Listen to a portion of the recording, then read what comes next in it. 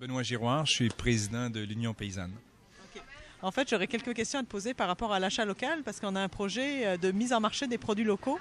Je voudrais avoir un peu ce que toi tu penses des produits locaux. Puis après, j'aurais d'autres questions aussi. Ah, misère, là, c'est une question large. Oui. Les produits locaux en tant que tels, je pense qu'il ne faut pas parler de produits locaux, il faut parler d'économie locale.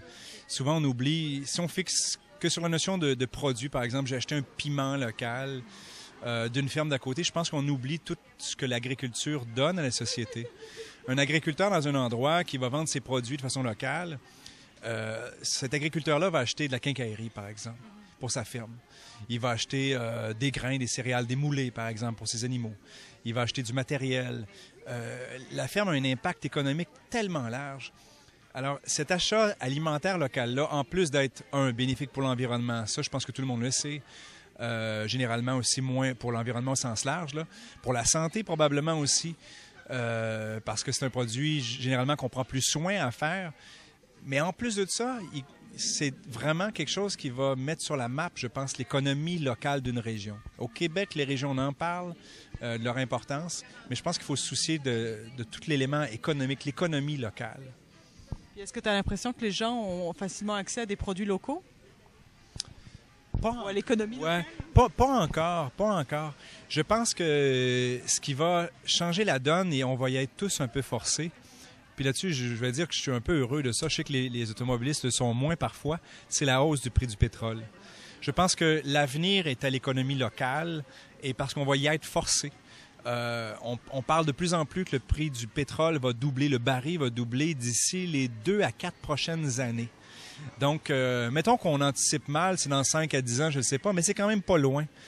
À partir de ce moment-là, et on l'a vu il y a quelques années, je pense qu'il y a 2 ans, lorsque le prix du brut a explosé, les exportateurs de la Californie avaient de la misère à envoyer, et même la plupart ont cessé d'envoyer leurs produits au Québec parce que ça coûtait trop cher. Donc, je pense que l'avenir est aux ruralités, l'avenir est au local. Et ça, c'est à cause du prix je sais pas si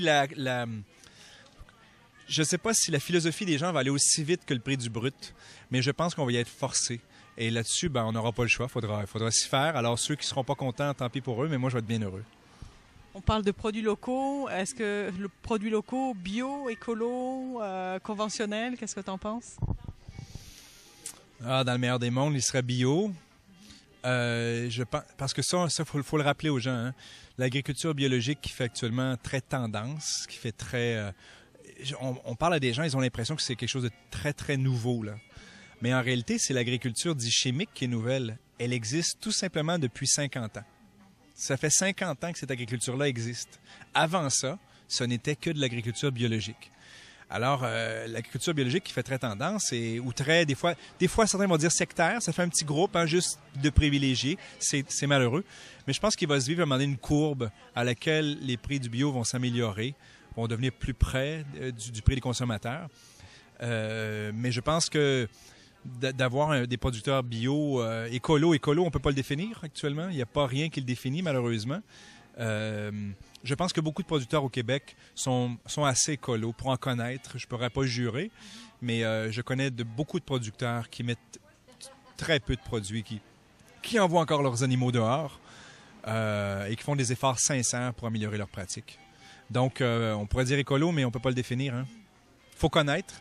La meilleure source, jusqu'à un point de vue, hein, c'est le local ramène ça. Généralement, vous connaissez la personne qui fait vos produits. Vous pouvez généralement y rendre visite. Vous avez une idée de ce qui se passe à la ferme. Je pense qu'il arrive une interaction dans laquelle, après ça, on est moins enclin peut-être à utiliser certains produits. Et vice-versa, on est plus enclin aussi à comprendre les réalités de l'agriculteur. Parce que ça marche dans les deux sens.